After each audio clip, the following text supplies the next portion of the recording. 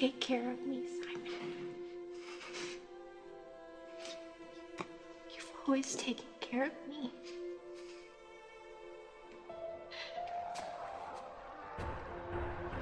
My turn.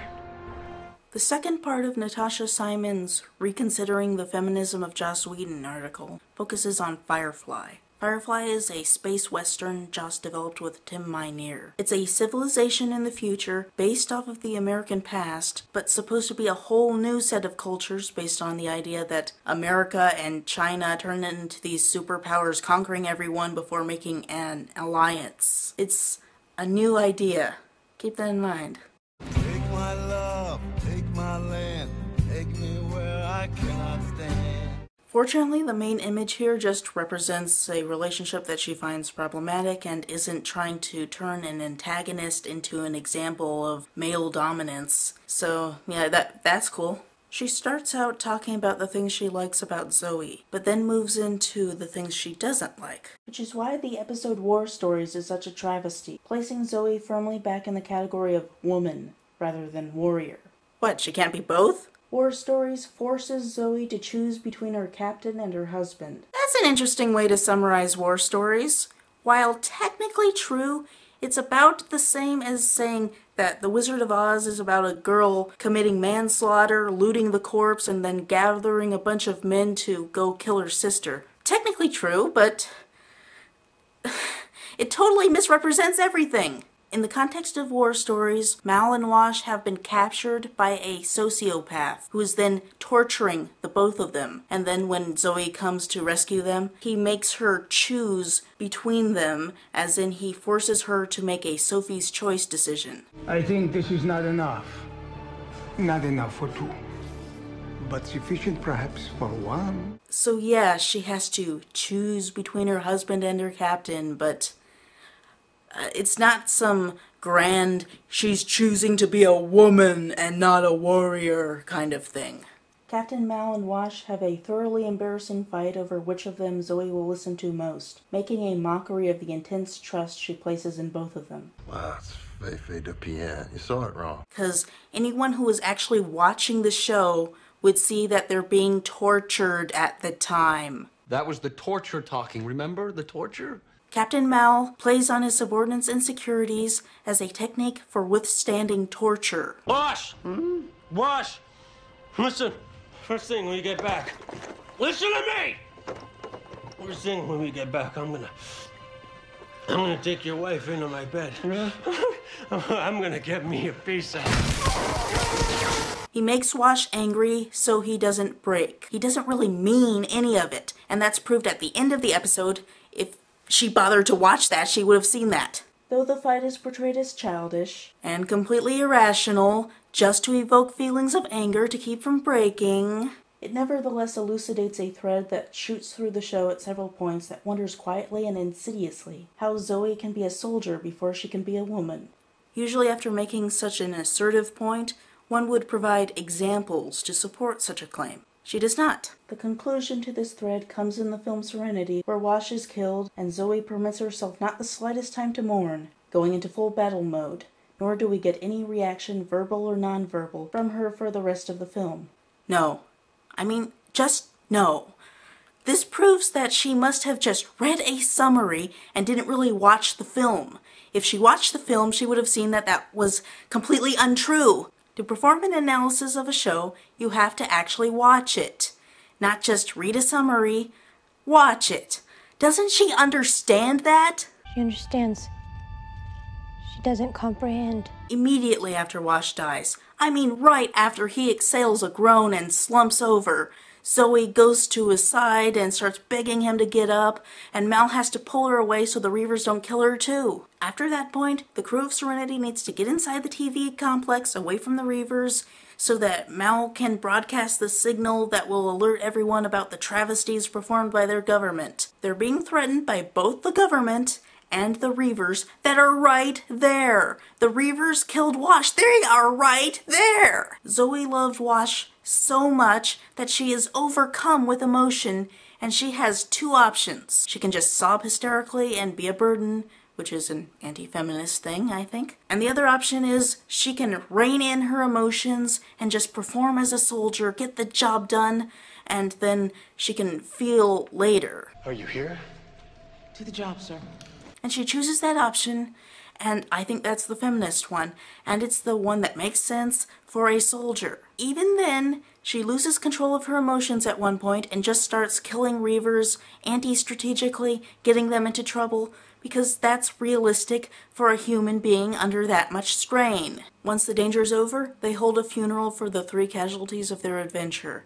And Zoey comes out in this beautiful white dress. It's clear to me that she is mourning way more than any of them. At the very end, Mal and Zoey have a conversation about the ship that is really about her emotional state without the soldiers becoming too touchy-feely about it. Think she'll hold together? She's tore up plenty, but she'll fly true.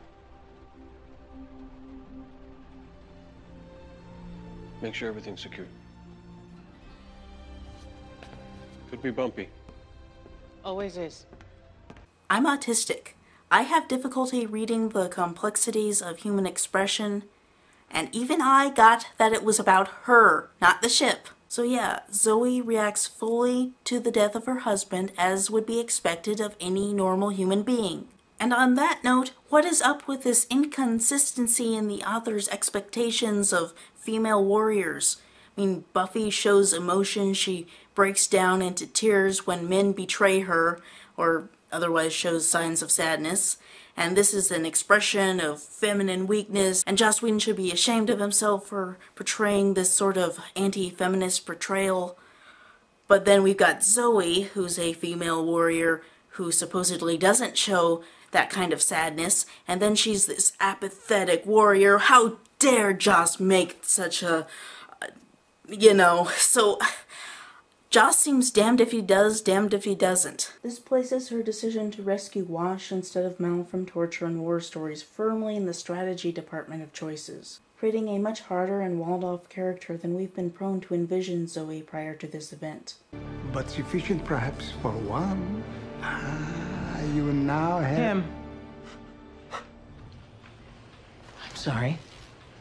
You were going to ask me to choose, right? Do you want to finish? Well, I've always read it as strategic. I mean, she's a soldier and she analyzes the situation and determines the best approach. Mal as a soldier can handle the torture, while Wash as a civilian cannot, so Zoey chooses to save her husband. But that doesn't mean it isn't a loving action, which also falls in line more easily in Whedon's usual depiction of women of color. Oblique, tough, and voiceless in the face of deep change. I think Joss's problem with depicting women of color is that they tend to be bit characters just there to stand for an idea or to affect the white or male characters, and don't have a lot of character on their own. Kendra stands for the flawed Conservative Watchers Council. The First Slayer stands for Buffy's demonic killing instinct. And Gunn's sister and Robin's mother are just women in refrigerators to motivate the male characters into becoming warriors. Zoey is way more developed than them because she is an actual main character, and because the other author's premises are wrong, I would disagree that Zoey is voiceless. At this point, the author links to another article of hers, the top 10 geek girls from television, so I'll address that article's criticism about the Firefly character Kaylee and then come back in a moment. Her nigh obsession with the ship Serenity and its mechanical health would border on the crazy side if she weren't so damn adorable. Should have kept better care of her. Usually she lets me know when something's wrong. It's part of the show's charm that some characters address the ship as though it were a character. Mal can be seen giving the ship comforting pats, and Inara treats the ship's name as though it were a person's. This meme of treating a ship like a woman probably derives from the German roots of the English language.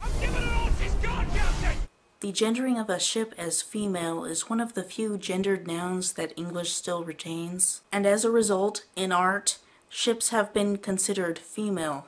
Farscape takes this to its logical extreme and makes its ship literally a female being that can give birth to other ships. But Firefly plays with the idea in an existentialist way, where the ship represents the family bonds of the crew. That's my girl. That's my good girl. and the adorable factor is what places her further down on the list. Sometimes Kaylee has a little of the girl in a boys' club syndrome. While Zoey fully embraces the masculine culture of her crewmates, Kaylee is a blend of the traditional feminine and masculine gender roles, and in this way is a more feminist character than the comparable character Xander. In Buffy the Vampire Slayer, Xander is also the emotional heart of his respective group, and this feminine trait is contrasted with practical masculine skills. While the extent of Xander's femininity is his empathy, Kaylee is more overtly feminine with her decorating and love of that frilly dress. More than any other character, Kaylee represents a positive transgression of gender roles, without kicking the traditional role to the wayside entirely. She sometimes feels like a man's version of what the best possible girl might be. Hot, into sex, and able to fix a car. It's a testament to the show Whedon didn't put her in tiny, grease-marred cutoffs. I don't think Kaylee is supposed to be really hot, so much as just a cute but average character. I think that the actress Jewel Staite is really hot, but so is Simon's actor Sean Marr. I don't think Simon's supposed to be particularly hot, just cute but average. It's the actors Hollywood casts for roles who are hot, not the characters per se. I know the companions, Inara and Yosef Bridge, are supposed to be hotter than the average bears, but that's specifically so that they can fulfill the function of seducing men in the story. I think that those are the only characters supposed to be especially attractive in universe. Simon and Kaylee are supposed to be cute, but overall just average characters. Isn't it a good thing that she's into sex? I mean, the whole criticism with the Buffy article was that any woman who's into sex is shamed for it or evil. I mean, Anya's into sex and nothing particularly bad happens to her based on her being into sex. But I've seen complaints about how she's just a weird character in general. Now here's the well-adjusted Kaylee, into sex, not being shamed for it, and she's automatically a male fantasy, and to be dismissed for it. Your logic does not resemble our Earth logic. Joss didn't put her into little skimpy outfits, and that's evidence that she isn't supposed to be a sex object. Kaylee doesn't present herself in a very sexual way. The camera doesn't frame her body so that we're supposed to look at her breasts or stuff like that. And her skin isn't especially saturated, as might be done to draw attention to her skin. Kaylee is just an appealing character that likes sex. Compare her to What's-Her-Face from the Transformers movies. Her skin is way vibrant, she's posed in this outrageously sexy manner, and the camera frames her to basically turn her into a sex object. That isn't Kaylee at all. Anyway, back to the first article. Nevertheless, neither she nor Zoey are the biggest problems I have with Firefly. Can you guess? Why, it's Inara. In Whedon's future reality, prostitution is a woman's highest form of good. Whedon's future reality is not a future utopia. It is, in fact, a different culture, with different cultural values about how people are to be valued within it, in order to get us to examine the possibilities through identifying with the universalities of human experience, as is typical of world-building science fiction. He actually depicts prostitution in a complex way, with class issues where the companion guild is more valued because it's a high-class institution, whereas independent businesses are degraded as whorehouses. They're not companions. They're whores. Thought you didn't much care for that word. It applies.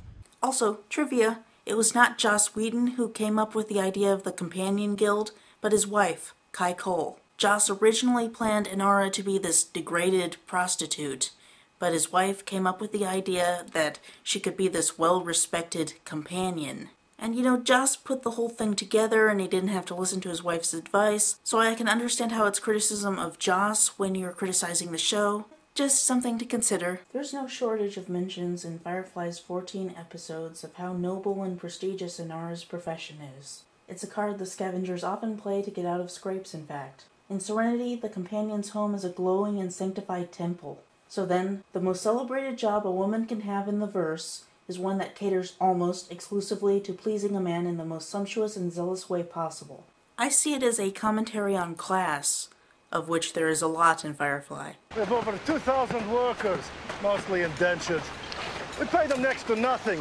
That way we can pass the savings directly onto you, the customer. In our society, we view servants as lesser than managers. People who perform services are looked down upon as people degraded by their work. For instance, we see plumbers as gross, greasy men who get their hands dirty, and how disgusting are they? But we might think of the owner of a plumbing business as a respectable man who built his business up and to be respected as representing the American dream. You know, just because he doesn't get his hands dirty. Firefly turns this kind of meme on its head by having prostitutes, the most looked down upon servants in our culture, become respected for their service. They are highly respected specifically for their devotion to service, to making someone feel good through all sorts of complex things, aesthetics, playing music, and sexual pleasure. Everything, all this service makes them great and loved and way better than other people who don't serve. Joss himself says that he doesn't think prostitution is inherently problematic, just that it needs to be policed so that people aren't hurt, and that prostitution legalized isn't a problem, and I have to agree with him. And note that Serenity shows that there are male companions. Look, they got boy whores. Isn't that thoughtful? So it's not just women who aspire to sexually please people in the verse. I say almost, of course, in acknowledgement of Inara's female client, a storyline that is presented wholly for male consumption. Take Jayne's reaction. I'll be in my bunk. And you get the winking point of Inara's sapphic diversion. You mean like masturbating? Jayne is a gross brute. Hell, I'll kill a man in a fair fight. Or if I think he's gonna start a fair fight. While he's sometimes appreciated as an honorable guy who loves his mother, If he bothers me, or if there's a woman. Mostly, he's representative of the worst sides of humanity. Or if I'm getting paid. Mostly only when I'm getting paid. In the first episode, it's established that when offered enough money, he would betray his captain. That'll be an interesting day. Imagine it will. He continually clashes with Simon, and he's kind of fun to watch, but he's not to be respected. You're like a trained ape. Without the training. The episode Janestown plays with his character, where he starts to want to be good after being hero worshipped by a bunch of villagers after a misunderstanding. And the only way that could work is if he was built up to be this horrible guy. When Jayne pervs over Inara, he doesn't act as an attractive male figure for male viewers to identify with, a la Tony Stark from Iron Man. He's just a gross man who Inara finds repellent. The viewers are more likely to identify with Mal, who looks embarrassed, or Kaylee, who finds the whole thing romantic. Book seems kind of homophobic, but he keeps it to himself. He doesn't make it his business. And that's a good message for the homophobes in the audience. Once in Inara's shuttle, she and the counselor are saturated to emphasize their beauty, but not significantly more so than Inara and her male clients, or Kaylee and Simon in Serenity. The scene is mostly there to explore Inara's bisexuality, her deceptive professional demeanor, and how Ezra politicians view companions. No matter how it's dressed up in expensive clothes, no matter the nod to companions choosing their customers, what the positioning of this profession as noble suggests is that women's highest role in the New Order, and any New Order, is that of concubine. But it's not the same as a concubine, though based on it, and other similar roles throughout history, the Companion Guild is something new and different. It may not be perfect, and Inara has expressed some displeasure with the guild. It's been shown to be pretentious, and if the show was allowed to continue, it might have turned into an antagonistic force like the Watchers Council in Buffy. But the role of companion or whore in this universe is different from that universe. So when you try to apply the rules of this universe to that universe, you run the risk of cultural imperialism. It's the same kind of idea, because that's a different way of doing things, different cultural ideas. You're imposing your viewpoint based on your culture on theirs, and it doesn't quite match up. In fact, Joss himself has said, the fact of the matter is the idea of a companion is not the same as the idea of a prostitute. And I think it's very reactionary and a very Mal point of view to just assume that it is. What the hell is up with that any New Order business? It's a fictional scenario. Some people write about the future to express their own utopian ideas, but there is no indication that this is the case with Firefly. It's just a new idea for how human culture could work. Similar to the polyandry and the moon is a harsh mistress, the surveillance society and the Neanderthal parallax, and the values of hard labor in the sky so big and black. It's an exploration of different cultural ideas and how they could work practically in a realistic society. It's also worth it to note that the entity determining this apparent dignity is the Alliance, the new government. In the show, the Alliance is portrayed mostly as a bumbling authority. In the film, as an evil and pointed menace. Either way, the Alliance's control and regulation of women is problematic. If we don't sympathize with the Alliance, then we don't sympathize with their regulation of prostitution. But the show makes it clear in its depiction of Inara and the other companions that they are to be regarded highly. The Alliance isn't just an evil government.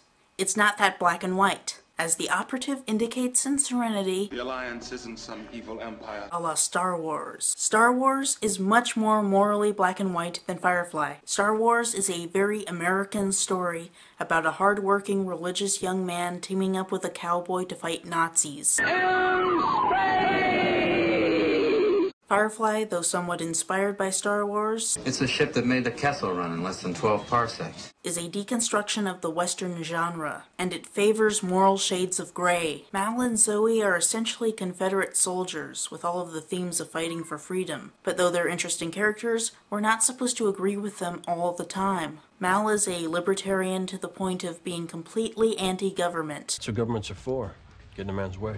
And Joss, as a socialist, has said that he would not like to have dinner with this guy. He's an interesting character, but that doesn't mean everything he sees about the world is correct. In terms of Civil War parallels, the Alliance is like the Union. It's bad to the independents, but it's good to mostly everyone else. It was specifically designed as a deconstruction of the Federation in Star Trek, bringing to light its fascist qualities and using its wealth to illustrate class differences. The Dortmunder is a lot like the Enterprise from the Next Generation. It's got a lot of high-quality technology to create essentially a floating city rather than just a military craft. But it has none of the heart of the lower-class Serenity. I see the Alliance as like our modern United States. The government can do a lot of harm with a powerful military and unchecked bureaucracy at times, but it can also bring peace and prosperity to its citizens. The movie didn't portray it as evil, and it goes to lengths to say it's not evil. After all, they had the best of intentions when they violated the rights of the Miranda people. People have to know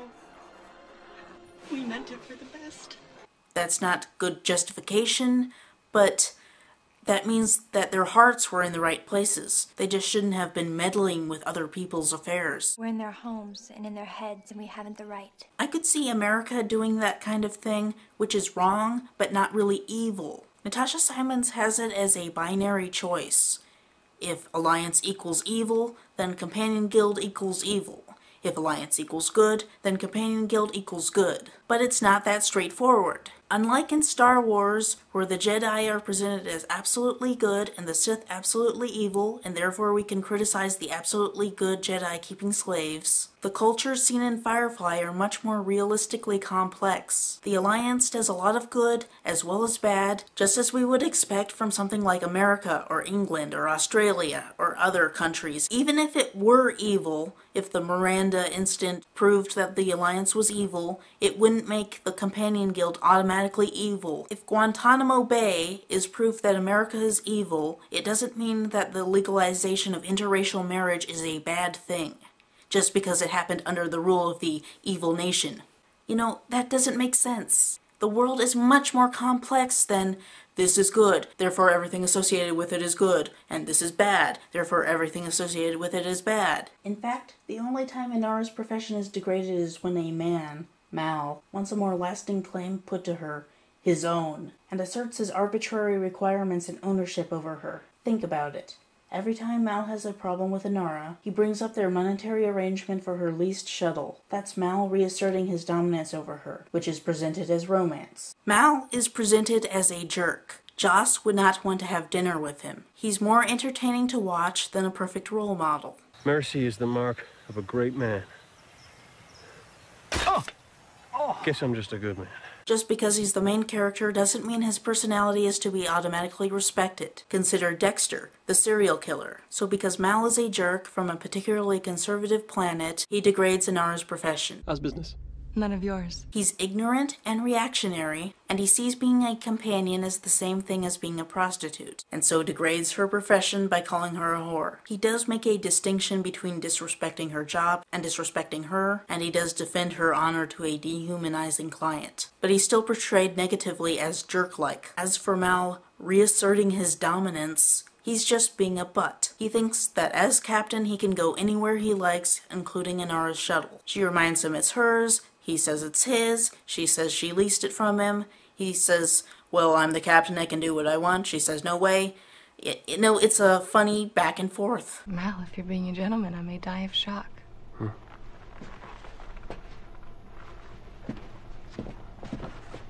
Have you got time to do my hair? Out. We know that she's in the right and he's just being obnoxious. That kind of conflict is fun to watch, as with the characters Beckett and Castle on Castle. And romance can occur with these kinds of characters, but the conflict isn't romance in itself. This concludes the Firefly section. There is a Dollhouse section, but I think I've covered all of that in my Dollhouse is Feminist series. I'll still make a response to the article to keep my arguments in the same video set.